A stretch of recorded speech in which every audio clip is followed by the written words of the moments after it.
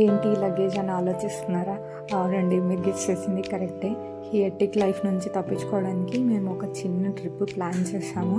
అది కూడా మా ఫ్రెండ్స్ అందరితో కలిసి. సో వాళ్ళని మేము ఎక్కడికి వెళ్తున్నాము ఏంటి అన్న వివరాలు మీకు నెక్స్ట్ వీడియోస్లో తెలుస్తాయి.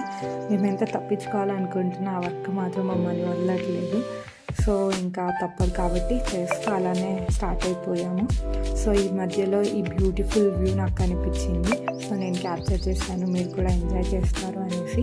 సో ఇలా మా ఫ్రెండ్ వచ్చి మాకు హెల్ప్ చేస్తున్నారు లగేజ్ తీసుకెళ్ళడానికి. సో ఇక్కడ వీళ్ళందరూ నా ఫ్రెండ్స్ అండి.